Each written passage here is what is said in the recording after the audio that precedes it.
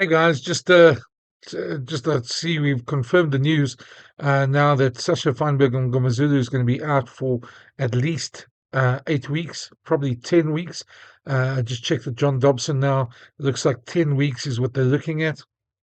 That takes him basically, look, we at the end of September, that's October, November, middle December. He should be coming back, maybe even early January if it takes a bit longer. And of course, injuries are never a perfect science, and coaches know that. Um, so yeah, this is a huge blow. It comes at exactly the wrong time. There's a November tour, although Rossi did say that Sasha would be out for the November tour. I think we expected him to obviously be a lot uh, closer back to action, but he's undergone surgery on his knee, and it's a bit of a problem because it's apparently the same knee that he injured before. And so there's a bit of context about this. I mean, Sasha's obviously burst onto the scene this year. He's been exceptional, one of the finds of the season for Rossi Erasmus. He played great rugby, but you sort of got the feeling that his over eagerness to play for the Springboks has actually cost him a bit because, as Rossi said, he went and injured himself in the before the game against the All Blacks, and then concealed it. And if there's one thing we know about the Boks, they've been quite clear about any player who can't play on a Monday, doesn't get selected, can't train on a Monday, doesn't get selected. So that's one of the things they crucial about, and the fact that he concealed it has really come across quite badly for him. And you could sense Russie's irritation in the clip. And I'm going to play the clip now, back then when Russie talked about his injury. And you could just sense that there was quite a bit of irritation because of the squad protocols and the fact that he hid the injury away from the Springboks. A knee injury. He injured his knee before the first test match against All Blacks, and he played in that game. And then the Wednesday the next week, I asked him why he limping, and he said no, he injured his knee last week. And I actually then wanted to pull him out of the team because he was limping, and on the field even, and that's what our players must understand. When a young guy, we have respect for everybody, but we must be honest when it comes to injuries. Nobody who's got injury who's 80% ready are better in the Springbok that has no injuries who's 100% ready. So yeah, Sasha is lucky that we actually won those test matches because he gambled a bit, and then he's having the op now. It's a knee. I'm not sure exactly what's wrong with the knee, but it will be only ready in 4.5 weeks. Now, if that's not enough, we've already heard that the injury is worse than expected. It's not going to be 4.5 weeks, as Rossi said there. And obviously, Rossi had a cold when he was saying that. That's why his voice was a bit hoarse. But yeah, it's now closer to 10 weeks. That was confirmed by John Dobson. And a bit more detail came out in some reports today about how bad the injury is. And let's have a look. Former coach John Dobson saying here that there was some damage to the same knee he injured last year. It's a concern having injured the same knee twice in a year. The official prognosis is an 8-week layoff. Dobbo has confirmed to me since that it's around about 10, they reckon. And that's what they're hopeful for. However, given their history and given that you get an early onset of arthritis with a repeat injury, it would be a tragedy for a player that has such a massive contribution to make the game in South Africa and the Stormers.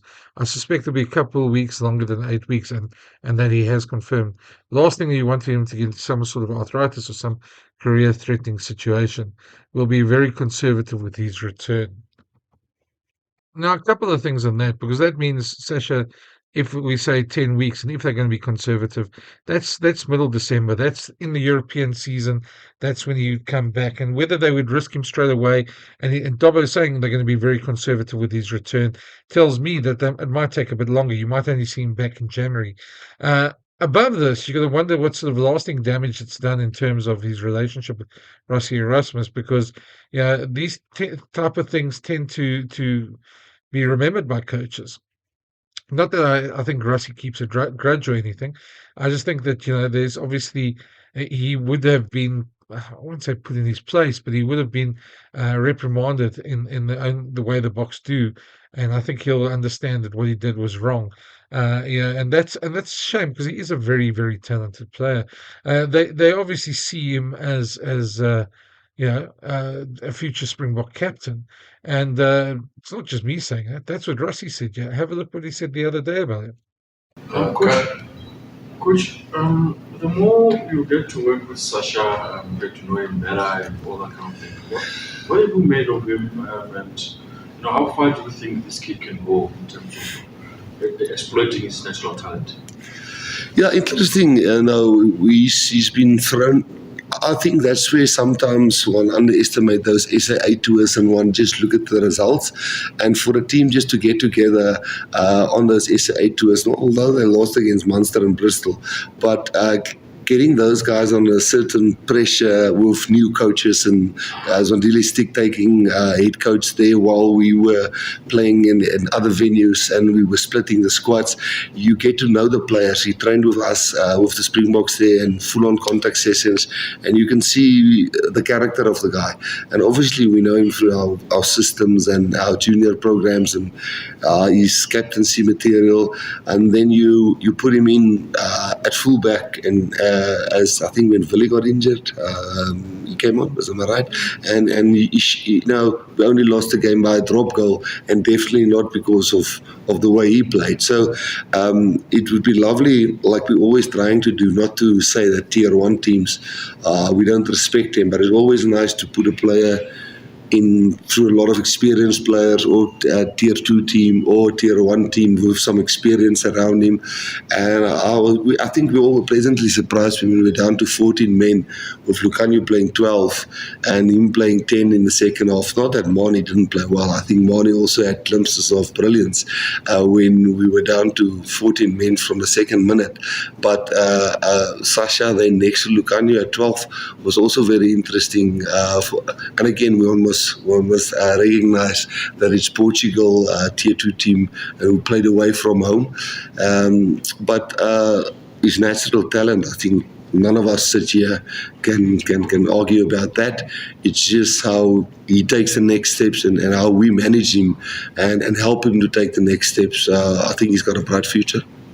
Now that all tells us, one thing about Sacha, but it also, at another level, reminds us exactly why it's so important that Rossi and them backed Manie Libbok last week. We all remember what happened with his kick against Argentina in Santiago del Estero, and how the public, took him apart afterwards. How he was taken apart on social media. And then Rossi decided to back him, and we had an absolute magnificent game on the weekend. Gonzalo García de salir. Manie Libbok para ganar el partido. Remate de Libbok afuera. Remate de Libbok afuera.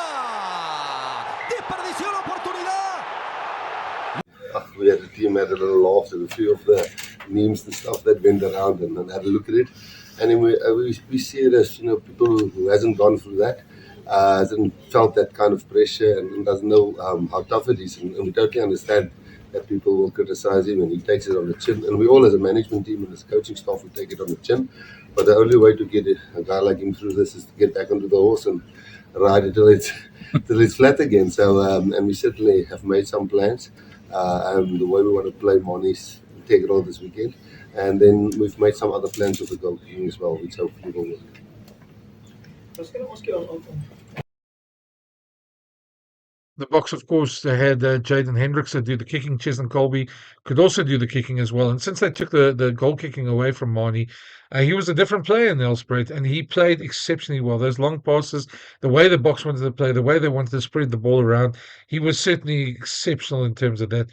But those no-look kicks, those were amazing. And I think there's so much that he did on Saturday that proved himself. And especially now with Sacha out, proved exactly why the Boks need him. They've got an end-of-year tour to go on. November tour, they've got 3 big tests. They want to play the same sort of rugby. They want to develop it more. And Andre Pollard can't be the only fly-half there. So that's why Manie will be part of that squad. And that's why it was so important that he did so well in the weekend. Libbok and Fassi. for another. Libbok off the left boot. Jesse Creel giving chase out there. Good contest in the air. There's 5 out of 5 scrums. Libbok on a free play for Cheslin Colby to chase. The player making the tackle, the cross kick from Libbok off the side of the boot for Colby. From him, but quickly back into his stride. That is a perfect pass for Cheslin Colby. Hendrickse and then Libbok. Beautiful show of the ball. Creel. Possession. Go South Africa in front, right. Simple exit for Manie Libbok off a deep. Oh, beautiful ball from Libbok to Fassi, and here's Colby. Cheslin Colby is in. Libbok wanted the ball straight away. Looks for the cross kick. And gathered by Delindi. And Creel to his outside. Forward onto the kick. Fassi for Libbok. Arendse. Beautiful step of Arendse. Knock here. Hendrickse. Libbok. There they go again. Well, ball called out. Not really getting the ball on their own terms. To toy down for Reinach. Creel and Libbok looping around. Arendse.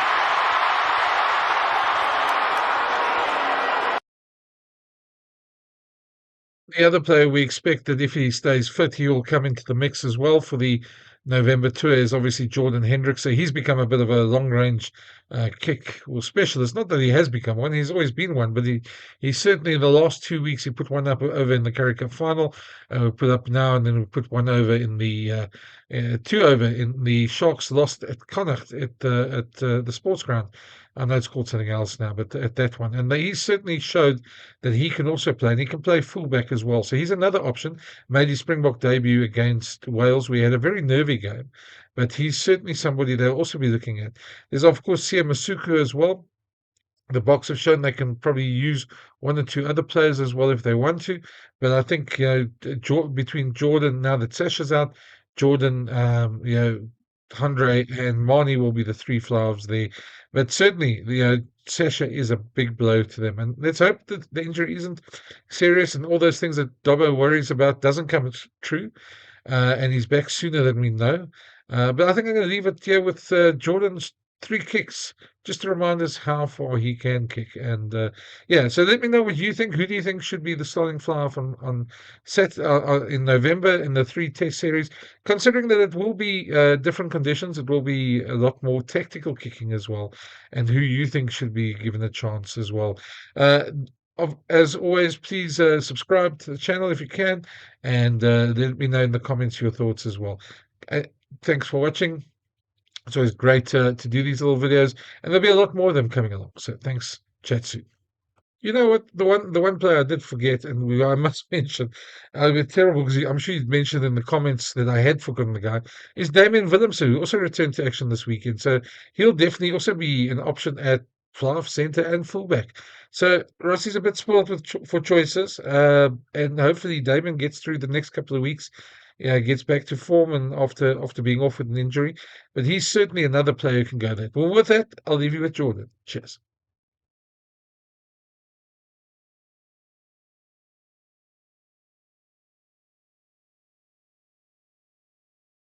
His progress to an Ireland shirt came via the Emerging Ireland Tbilisi Cup back in 2015, you may recall. Now then, from halfway. Oh, he's got plenty of distance in that. You can move those posts back 25 metres and it'll sail over the black spot. The countdown to launch. Off it goes. Oh, it's good. It's very good. It's absolutely brilliant.